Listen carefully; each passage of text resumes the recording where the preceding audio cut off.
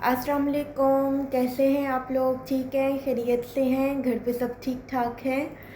अच्छा, आज हम जो है composite filling, GIC fillings, flowable composites, ये जितनी भी फिलिंग्स से रिलेटेड आर्मामेंटेरियम्स हैं, हम आज वो डिस्कस करेंगे कि बिफ़ोर ट्रीटमेंट या ड्यूरिंग ट्रीटमेंट पेशेंट को सीट करने से पहले आपके पास आपकी साइड चेयर पे क्या क्या आर्मामेंटेरियम्स होने चाहिए। ठीक है, तो वन बाय वन हम एक एक चीज़ हम डिस्कस करेंगे।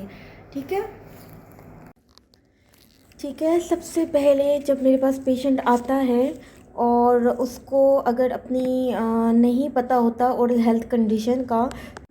अच्छा, सबसे पहले जब मेरे पास पेशेंट आता है तो मैं उसको सबसे पहले इन्फॉर्म करती हूँ कि उसकी ओरल हेल्थ की कंडीशन क्या है। ठीक है, तो ओरल हेल्थ की कंडीशन बताने के लिए सबसे पहले आपके पास मिरर होना चाहिए। ठीक है, मिरर के साथ आपके पास ऐसा मॉडल होना चाहिए जिसमें आप पेशेंट को बता सकें कि उसकी ओरल हेल्थ कंडीशन में हम जो बता रहे हैं वो इस मॉडल में कैसा दिखता है। ठीक है, क्योंकि अक्सर पेशेंट के दांत के ऊपर इस तरह कैरीज बनी होती हैं, उनको लग रहा होता है कि कोई गंद वगैरह है। ठीक है, तो आपने इस मॉडल की मदद से उनको बताना है कि आपका टूथ कितना डिकेड हो चुका हुआ है। ठीक है, फिर उनको बताएं कि जब ये कैरीज जब डीप चली जाती हैं तो क्या होता है, वो पल्प को इन्वॉल्व कर देती हैं। ठीक है, फिर आप उनको ये भी बता सकते हैं कि जब बहुत डीप चला जाए तो फिर उसकी क्या कंडीशन हो सकती है। तो इस तरीके से पेशेंट इन्फॉर्म हो जाता है, उसको पता चल जाता है कि हाँ, हमें स्टार्टिंग स्टेज पर ही कि जब सिंपल केरीज हैं तो हमने उसको रिमूव करना है। ठीक है, तो ये मॉडल होना आपके पास बहुत ज़रूरी है और साथ में ये मिरर। पहले आप मिरर पे उसको अपनी ओरल हेल्थ कंडीशन का बताएं और फिर आप मॉडल पे उसको समझाएं। ठीक है, कि अभी तुम्हारे दांत की क्या कंडीशन है और क्या हमने इस सब को कैसे ट्रीट करना है और सब कुछ। ठीक है। अच्छा, सबसे पहले आपके पास अब आप कंपोजिट फिलिंग कर रहे हैं तो कंपोजिट फिलिंग के लिए आप लोगों को पता है कि आइसोलेशन का होना बहुत ज़रूरी है। तो आप ये पूरी किट अपने पास कॉटन रोल्स की ज़रूर रखें। ठीक है, फिर उसके बाद अच्छा, उससे पहले आप पेशेंट को माउथ वॉश हमेशा करवा लिया करें। जैसे ही आप पेशेंट की ट्रीटमेंट स्टार्ट करते हैं तो मैं अपनी प्रैक्टिस में यही रखती हूँ कि पहले मैं ग्लास में वाटर डाल के और ये माउथ वॉश टैबलेट दे देती हूँ कि ताकि फ्रेगनेंस भी अच्छी आए, पेशेंट ख़ुद भी अच्छा फील करे और फिर वही जितना रिमेनिंग रहता है वो एंड ऑफ द ट्रीटमेंट में भी आप करवा लें, लेकिन फिलिंग्स के बाद नहीं, क्योंकि आपको पता है कि फिलिंग वीक होती हैं। बाकी कोई भी ट्रीटमेंट है, स्केलिंग हो गई, इसके अलावा कोई भी कॉस्मेटिक प्रोसीजर आप कर रहे हैं तो आप ये फ्रेगरेंस वाले माउथ वॉश टैबलेट्स अपने पास ज़रूर रखें। ठीक है, तो अभी आप कंपोजिट फिलिंग स्टार्ट कर रहे हैं तो कंपोजिट फिलिंग से स्टार्ट करने से पहले आपने सबसे पहले क्या करना है, अपने पास कॉटन बॉल्स रखनी है। ये आपने एग्जामिनेशन इंस्ट्रूमेंट में जो ट्विज़र है उसकी हेल्प से आपने ये कॉटन जो है उनके लिप्स के बकल साइड पे भी रखें, पैलेट लोअर में लिंगुअल साइड पर भी रखें अगर आप अपर फिलिंग कर रहे हैं। अगर लोअर फिलिंग कर रहे हैं तो फिर आप बकल साइड पे भी रखें और लिंगुअल साइड पे भी रखें। ठीक हो गया। फिर उसके बाद आपने क्या करना है कि पेशेंट की कैरीज आपने रिमूव करनी है उससे, हैंड पीस से। ठीक है, तो आप इसमें से राउंड बर उठाएं और पेशेंट की कैरीज को आप क्लियर करें। फिर उसके बाद आपने क्या करना है कि आइसोलेशन कर लेनी है कॉटन रोल से। फिर उसके बाद आपने इचेंट लगाना है। ठीक है, इचेंट लगाना है 30 सेकेंड्स के लिए। ये इचेंट मैं कौन सा यूज़ करती हूँ, स्पाइडेंट कंपनी का यूज़ करती हूँ। ठीक है, 37% फॉस्फोरिक एसिड जेल। तो ये मैं 30 सेकेंड्स के लिए यूज़ करके एयर स्ट्रिंज से वो करके एयर स्ट्रिंज से वाटर की हेल्प से एजेंट को रिमूव करके फिर एयर स्ट्रिंज से ही ड्राई करके फिर कॉटन रख के फिर हम बॉन्डिंग एजेंट लेते हैं। ठीक है, मैं ये स्पाइडेंट का बॉन्डिंग एजेंट यूज़ करती हूँ। ठीक है, ये स्पाइडेंट कंपनी का ही है। ठीक है, फिर बॉन्डिंग एजेंट आपने किसकी हेल्प से लगाना होता है।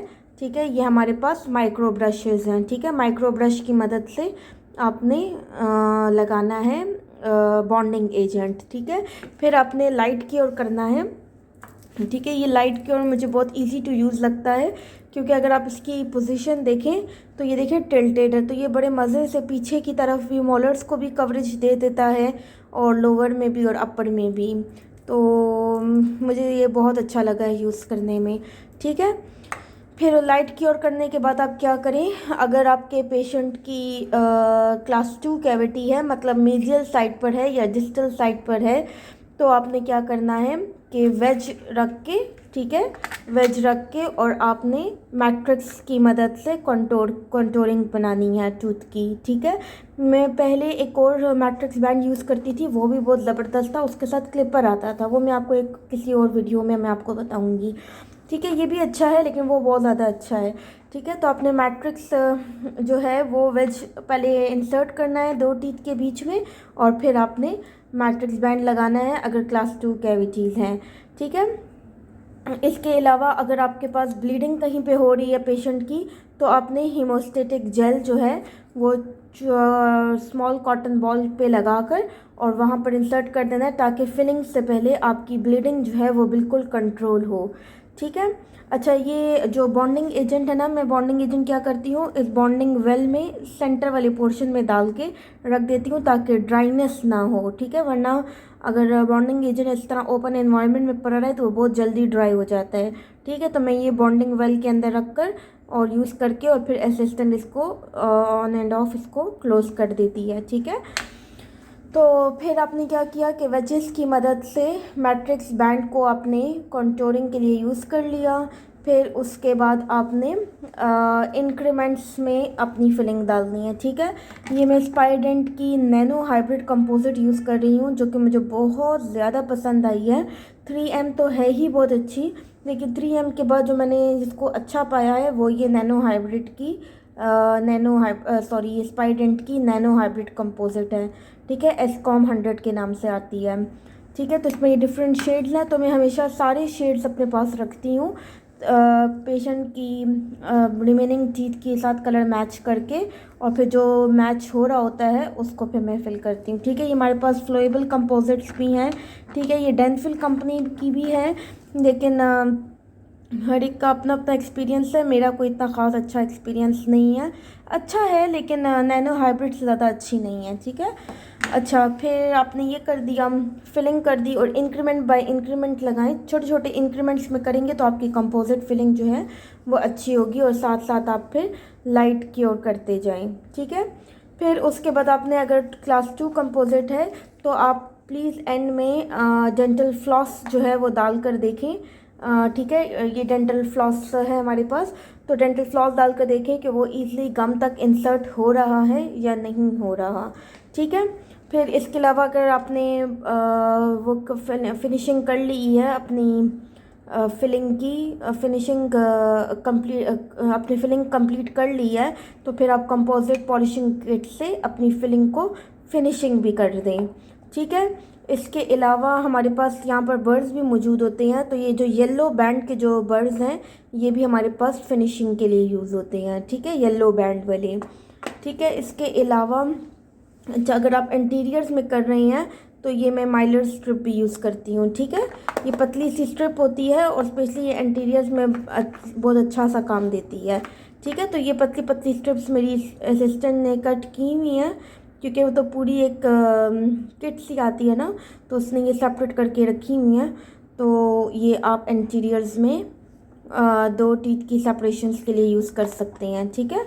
अच्छा, इसके अलावा क्या, ये टेम्प्रेरी फिलिंग जो है, अगर पेशेंट की बहुत डीप कैविटीज़ हैं तो आप रिमूव करके, कैरीज रिमूव करके और कैल्शियम हाइड्रोक्साइड की लाइनिंग देकर और पेशेंट को कैविट रख के कुछ दिन के लिए भेज दें, और फिर उसको बुलाएं और देखें अगर पेन है तो RCT कर दें, अगर पेन नहीं है तो टेम्प्रेरी रिमूव करके और कैल्शियम हाइड्रोक्साइड की लाइनिंग हटाकर पल्प कैपिंग जो आपने की हुई है दोबारा नहीं डाल के और उसके ऊपर परमानेंट फिलिंग कर दें। ठीक है। इसके अलावा ये हमारे पास मिक्सिंग पैड और स्पैचुला है। ठीक है। ये GIC के लिए आप यूज़ करते हैं। अगर कहीं पे आपको बहुत बड़ी फिलिंग नज़र आ रही है तो फिर बेटर यही ऑप्शन है कि आप, अगर पेशेंट अफोर्डिंग नहीं है तो आप फिर GIC की फिलिंग कर दें। ठीक है। इसके अलावा ये हमारे पास प्लास्टिक इंस्ट्रूमेंट है, ठीक है। हम जो कंपोजिट फिलिंग है वो प्लास्टिक इंस्ट्रूमेंट की हेल्प से हम फिलिंग को इंसर्ट करते हैं कैविटी में, ठीक है। और ये देखें लास्ट में राउंड ये बॉल शेप्ड बर है, बॉल शेप्ड एंड है, तो इससे आप कंडेंसेशन भी कर सकते हैं और अच्छी सी एनाटमी भी बना सकते हैं, ठीक है। फिर इसके अलावा ये स्पून एक्सकेवेटर है, तो स्पून एक्सकेवेटर अगर सॉफ्ट कैरीज हैं तो आप इस स्पून एक्सकेवेटर के थ्रू आप इस कैरीज को, सॉफ्ट कैरीज को रिमूव कर सकते हैं, ठीक है। ये आपको नज़र आ रहा होगा, ठीक है। ये स्पून एक्सकेवेटर होगी, ठीक है, सॉफ्ट कैरीज की रिमूवल के लिए, ठीक है। फिर ये हमारे पास क्या है, ये हमारे पास कंडेंसर है, ठीक है। अगर आपकी क्लास 1 कैविटी है और डीप कैविटी है तो कंडेंस करने के लिए आपके काम आ सकती है, ठीक है।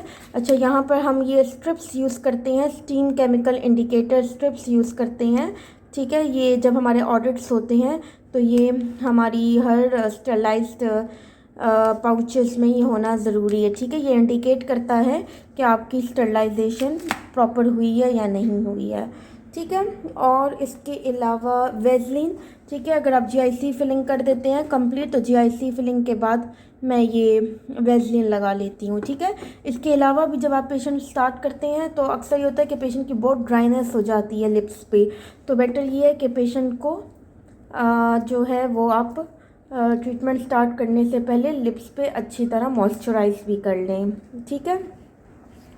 हीमोस्टैटिक भी मैंने आपको बता दिया और ये भी सब बता दिया, ठीक है। अच्छा, यहाँ पर हम एक और चीज़ भी बहुत कॉमनली यूज़ करते हैं कि जैसे ही हमारे पास हम जो भी इंस्ट्रूमेंट या मटेरियल स्पेशली जब हम यूज़ करते हैं तो ये हमारे जब ऑडिट्स होते हैं तो वो ये चेक किया जाता है कि हमने उनके ऊपर एक्सपायरी डेट और ओपन डेट लिखी है कि नहीं, ठीक है। ऑलरेडी लिखी होती है हर मटेरियल के ऊपर एक्सपायरी डेट, लेकिन हमने भी इसको मेंशन करना होता है कि हमने मटेरियल कब ओपन किया है और अब इसकी एक्सपायरी डेट क्या है, ठीक है। ये देखिए ओपन डेट और एक्सपायरी डेट, ठीक है। तो ये हम हर मटेरियल पे इस तरह लिखते हैं, ठीक है। तो ये हो गया।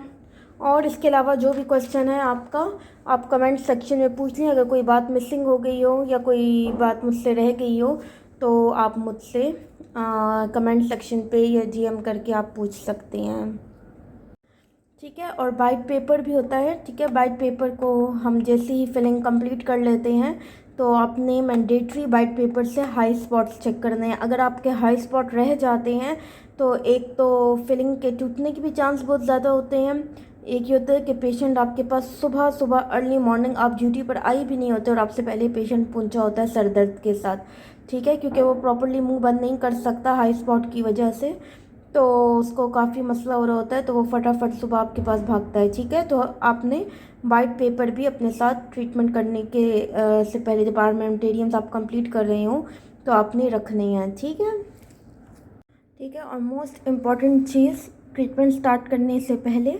आपने ग्लव्स पहन के और सबसे पहले आपने फेस शील्ड जो है ना वो पहननी है, ठीक है। इसके इतने एडवांटेजेस हैं ना, और स्पेशली कोविड के टाइम पर ये इतनी हेल्पफुल चीज़ थी, आप हर किस्म के स्प्लैशेस से बचे होते हैं, ठीक है। और कोविड ना भी हो तो ऑब्वियसली आपके ऊपर स्प्लैशेस गिरते हैं, वाटर के भी गिरते हैं, ठीक है, एरोसोल्स भी होते हैं, तो आपको बहुत ज़्यादा ख्याल करना होता है। और हमारा तो बिल्कुल ही बहुत ही कम डिस्टेंस के साथ ट्रीटमेंट चल रही होती है, तो आप लोग प्लीज़ इस फेस शील्ड को यूज़ जो है ना अपनी डेली लाइफ में करें, ठीक है। इसको अवॉइड नहीं किया करें, ये मैंडेटरी चीज़ है आपकी ट्रीटमेंट स्टार्ट करने से पहले।